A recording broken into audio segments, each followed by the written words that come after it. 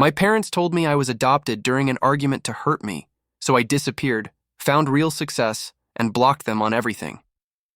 I've always felt like the outsider in my own family, not just different, but unwanted, like I was a guest overstaying my welcome in someone else's house. I can't remember a single birthday that felt special.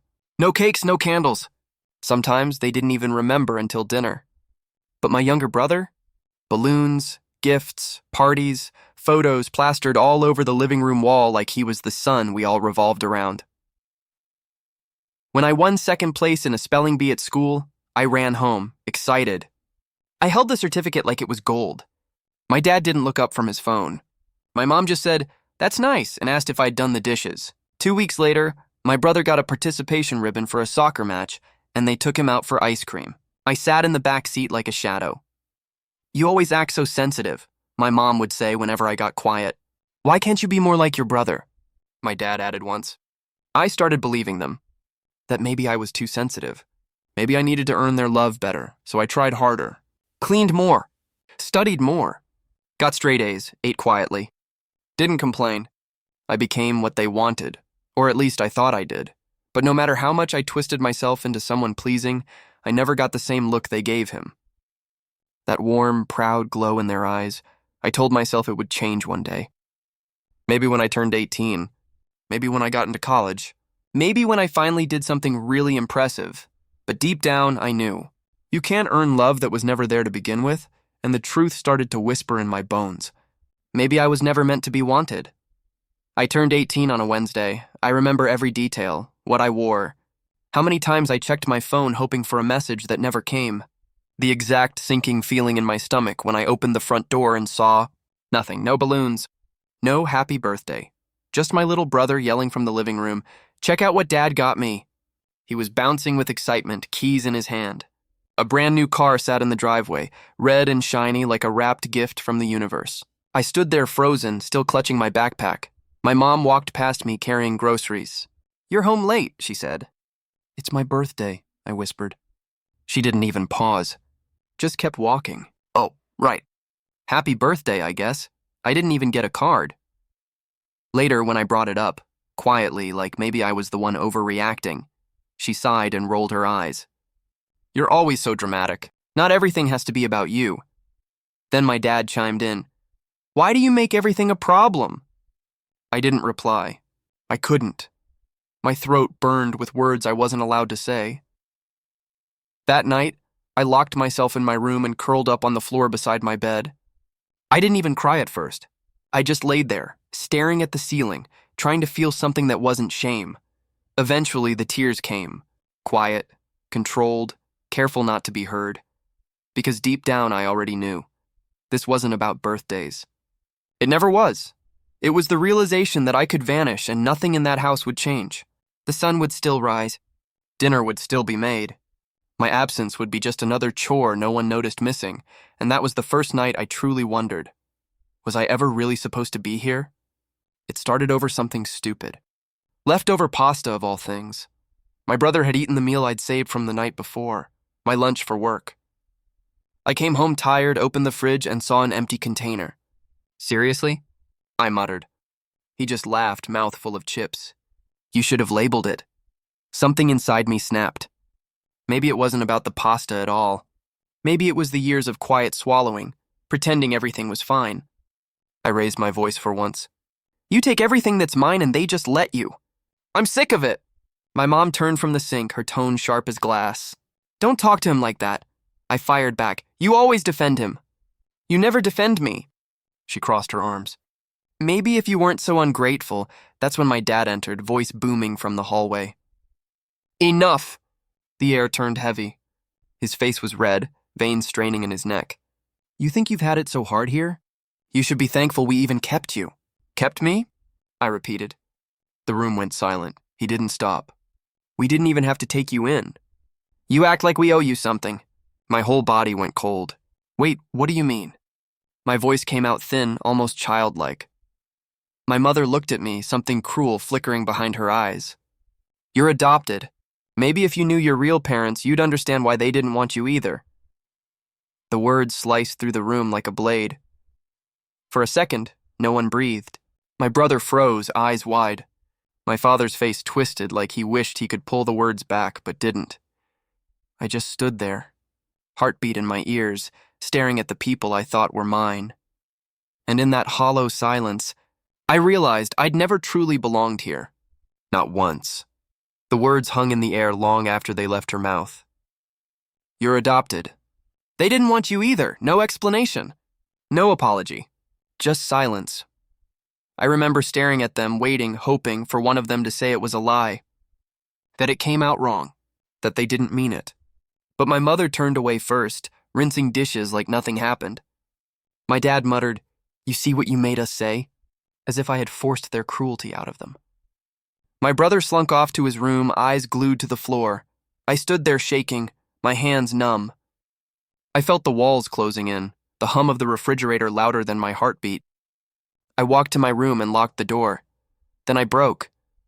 I sank to the floor, clutching my knees, trembling so hard I thought my bones would crack. Every word replayed in my mind, louder each time until it drowned out everything else. I wasn't their child. I wasn't anyone's. Hours passed. The house quieted. But the ache didn't. It grew heavier, like grief without a funeral. That's when I made my decision. If I was never part of this family, then I wouldn't pretend anymore. I pulled out my old duffel bag and started packing. A few shirts, jeans, my toothbrush. The small stash of cash I'd saved from tutoring kids after school. I didn't even take photos. There were none with me in them worth keeping. I zipped the bag and sat on the bed, staring at the door. My body was shaking, but my mind was strangely calm. Tomorrow they'd wake up and I'd be gone. Maybe they'd finally notice my absence, or maybe they wouldn't. I left before sunrise. No note. No goodbye. Just the soft click of the front door as I slipped out with my duffel bag slung over my shoulder. My hands were ice. My legs moved on autopilot. At the bus station, I bought a one-way ticket to the closest city I could afford. It wasn't far, but it felt like crossing into another life. The station reeked of coffee and old air. I sat on a cracked vinyl bench, gripping my bag like a shield. When the bus pulled in, I didn't look back. By the time I arrived, it was dark. I didn't know anyone. I didn't even have a plan. I wandered until I found a corner of the terminal where no one bothered me. Curled up on my coat. Tried to sleep, but I couldn't. Every sound, the buzz of the vending machine, a cough, a door slamming, made my heart pound. I kept thinking someone would find me, drag me back, laugh in my face, but no one came, and somehow that was worse. By morning, I hadn't slept, but I was still standing, still breathing, still free. I found a diner with a help wanted sign. The manager, a tired man with kind eyes, asked if I had experience. I lied and said yes.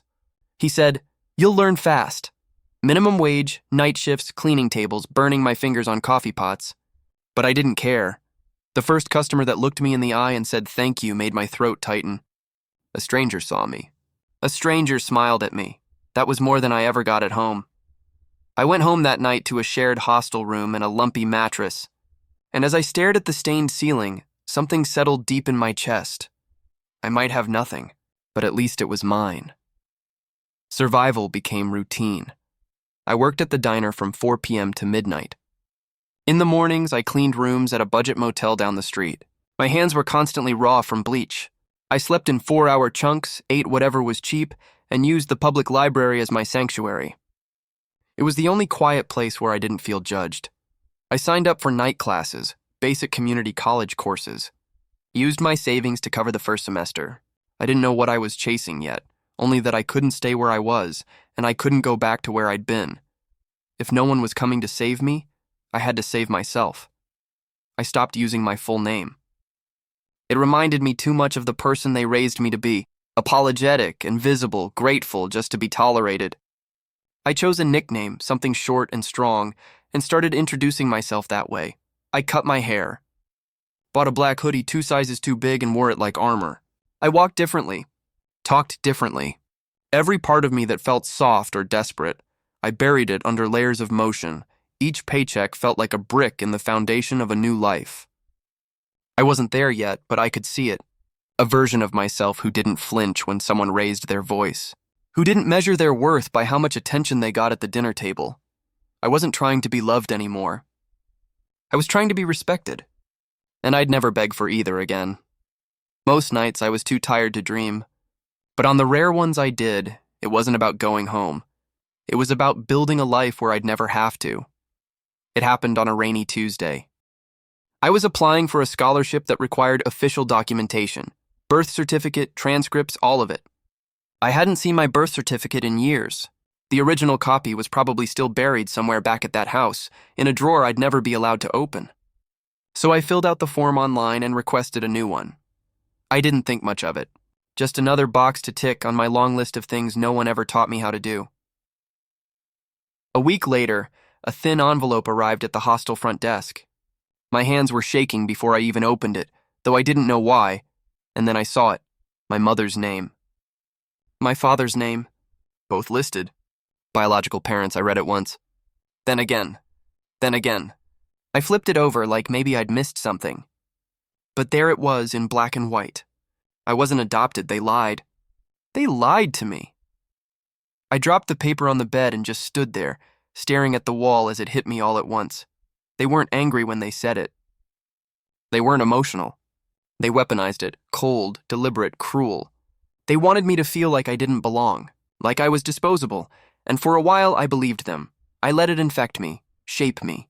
I packed my life into a duffel bag and ran because I thought I was some cast-off they reluctantly took in. But I was theirs. I was theirs the whole time. The betrayal shifted from abandonment to something darker. Psychological warfare. This wasn't just neglect. This was destruction. And they looked me in the face and did it anyway. I sat on the edge of the bed for hours that night, holding that one sheet of paper like a death certificate for everything I thought I knew. And in its place, a new kind of fury began to grow. I couldn't let it go. The birth certificate confirmed what I needed to know, but not why. I needed more. Proof. Context. Something to make sense of the years. I spent wondering why nothing I did was ever enough. I remembered an aunt, my mom's older sister, who used to send Christmas cards when I was little. She lived a few states away and we hadn't spoken in years. But I found her email buried in an old message chain. I stared at the blinking cursor for nearly an hour before typing, "Hi, Aunt Lila, I hope you're well. I have a strange question. Was I adopted?" I almost didn't send it. My finger hovered over the mouse like it weighed 1,000 pounds. But I clicked, closed the tab, and tried to forget about it. She replied the next morning. Her message was short, gentle, careful. "No, sweetheart. You're not adopted. You're their biological child. I'm so sorry you even have to ask that. I always wondered why they treated you the way they did. It broke my heart to watch from afar. That one sentence, I always wondered why they treated you like that, split me open. It meant it wasn't just in my head. Someone else saw it. Someone else knew I wasn't crazy. I wasn't imagining the distance, the coldness, the way I was always the afterthought, but it also crushed me. Because if everyone knew, then my parents knew too. And they chose to lie, to weaponize that lie, not out of confusion, not out of grief, but to hurt me. They knew the truth and still chose to wound me. I didn't know what to do with that, so I just sat there staring at the screen, letting it burn. They broke something in me, and now I finally had the proof. It came out of nowhere. A message request on an old social account I barely used anymore. I stared at the name blinking on my screen. My brother. "Hey, are you okay?" That's all it said. I didn't know how to respond. Part of me wanted to delete it. Another part wanted to unload years of pain in one long, unfiltered paragraph. But I typed back something simple. "Define okay," he replied almost immediately. "I've been trying to figure out what to say for months. I miss you." That hit harder than I expected. We ended up talking. Not much at first. Just a few guarded texts, both of us stepping carefully like the floor might crack. Then one night he said, "They used to say to me, 'Don't be like them.' Like you were some kind of warning. Like loving you would make me soft. Or weird. Or broken." I read that message a dozen times. He told me he used to wonder why I always looked sad. Why I stayed so quiet. Why birthdays made me flinch. He admitted he didn't understand it then. But he does now. There was guilt in every word. Regret too. Maybe even love. But I didn't know what to do with it. I wanted to scream. To forgive. To forget. To hang up. All at once. Instead, I just said, "Thanks for telling me." Because the truth is, I wasn't ready. Not to forgive. Not to reconnect. Not to pretend that a few messages could undo the damage, but it was the first time someone from that house reached across the silence, and for the first time in a long time. I didn't feel invisible. It had been a year since I left. 12 months of scraping by, living in borrowed spaces, smiling at strangers just to remember how. I was surviving. Technically. But I'd be lying if I said it didn't get to me. The loneliness. The exhaustion. The weight of carrying every decision on my own back. Some nights I'd walk home after a double shift and stare up at the apartment windows above me, watching families eat dinner, laugh, argue, exist together, and I'd ache. I started dreaming about them. Not the fights. Not the words, just being near someone, even if it was fake, even if it hurt. One night I found myself holding my phone in the dark, thumb hovering over the mom contact I never deleted. I stared at the number for what felt like hours. I missed someone calling me just to ask if I was okay. I missed hearing my name spoken with even a hint of familiarity. I missed belonging even if it was poisonous, so I dialed. It rang once, twice, 3 times. Then I hung up. I curled up on the floor, pressing the phone to my chest, as if it could erase the call. I cried harder than I had in months, not the quiet kind, but the ugly body-shaking kind that leaves you breathless. I hated them. I whispered into the empty room, but I hated being alone more. For a moment I felt ashamed, like I'd failed, like I was weak for missing the very people who broke me. But then, somewhere in that deep, hollow ache, a different voice pushed through, gentle, steady, mine. You've come too far to crawl back now. And for the first time that night, I believed it. Not completely, but just enough to stay. Her name was Joy.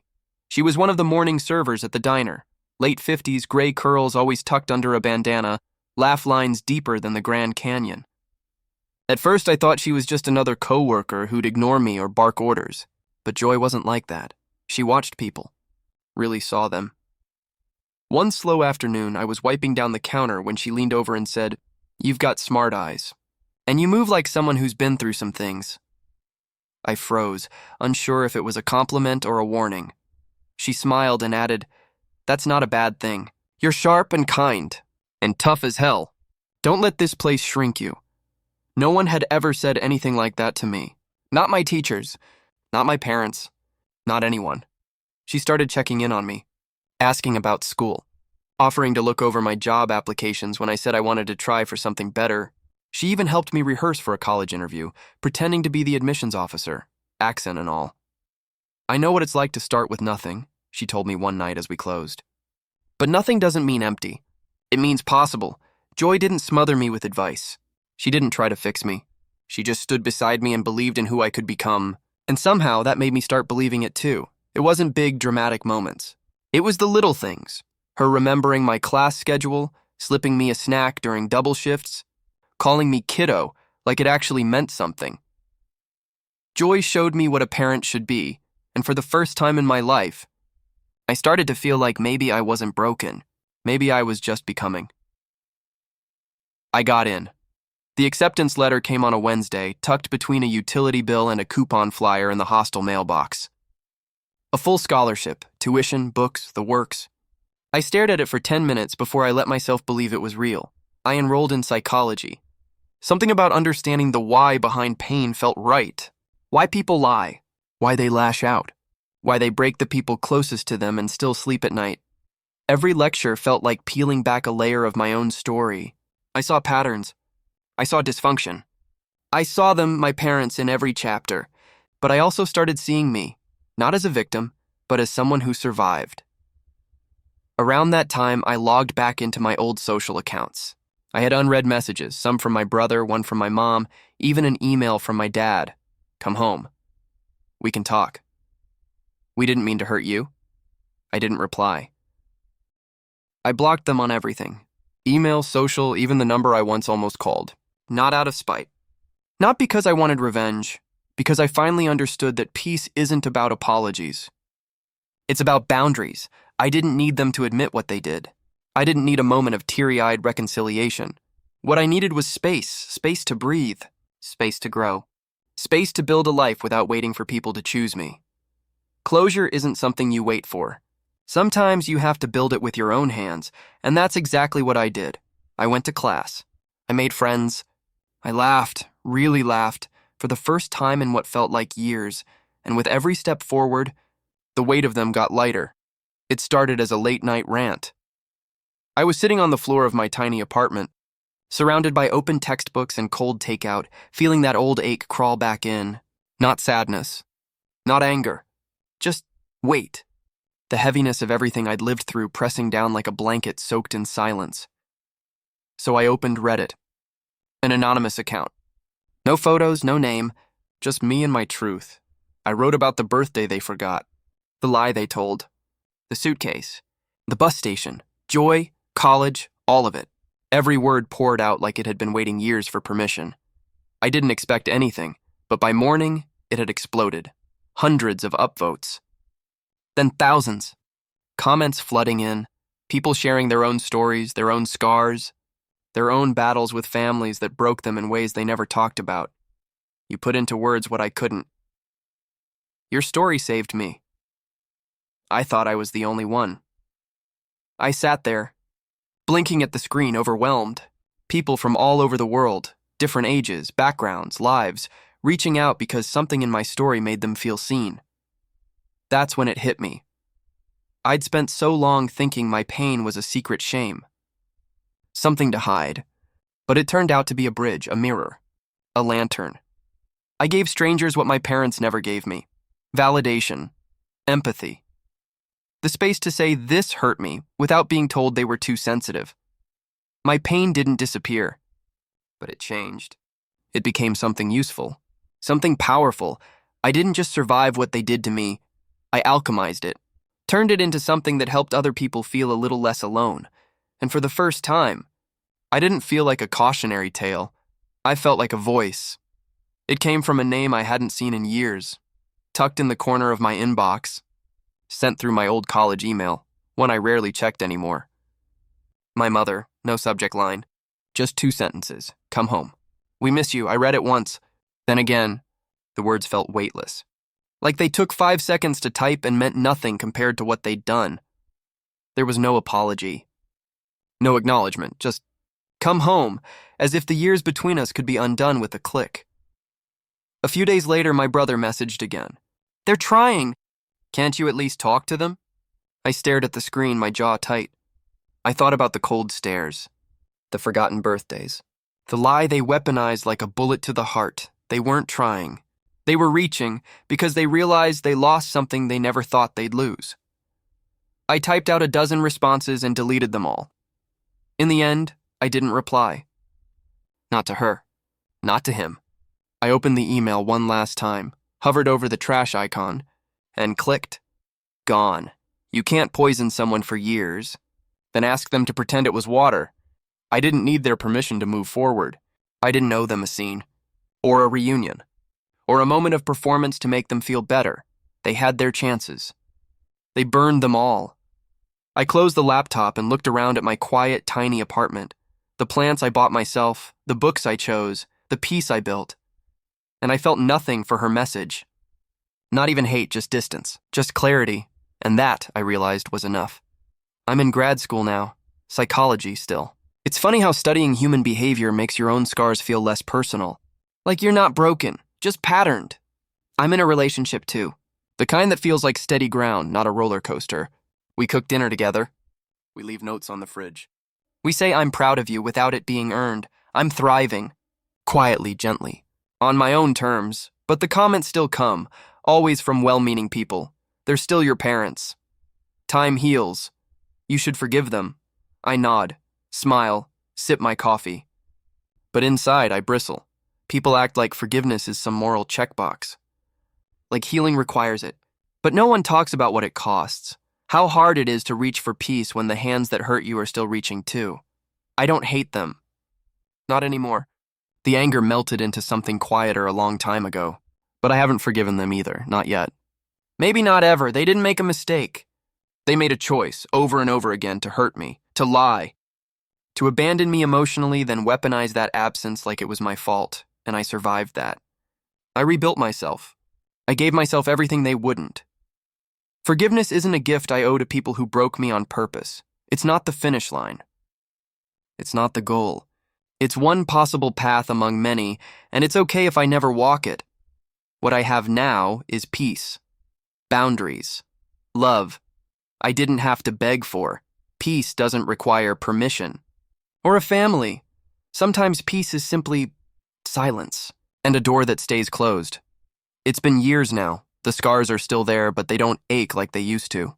I've built something real, slowly, intentionally, like planting seeds in a field no one thought could grow anything. I volunteer now. I mentor teens from unstable homes, sit across from them in coffee shops or on church steps, or in school gyms and say things I once needed to hear. You're not the problem. You're not hard to love. You don't have to earn being seen. They look at me the way I once looked at joy, with hope, with disbelief, with quiet desperation. I carry her words with me every time. Nothing doesn't mean empty. It means possible. The community I have now didn't come with matching last names or blood ties, but it's stronger than anything I ever had before. My best friend leaves soup at my door when I'm sick. My partner knows when I need silence instead of solutions. The students I mentor call me when they're scared, not because they have to, but because they trust me. These are my people, the ones who stayed, who saw me, who reached out when I didn't know how to ask for help, who held space for me to become someone new. Turns out, family isn't DNA. It's consistency. It's kindness. It's showing up over and over, not because you're obligated, but because you want to. I don't mourn what I lost anymore. Because it was never mine to begin with, and I don't need them to understand that. I don't need them to see who I've become, because I do. They tried to erase me with a lie, but I wrote my own truth, and it's permanent.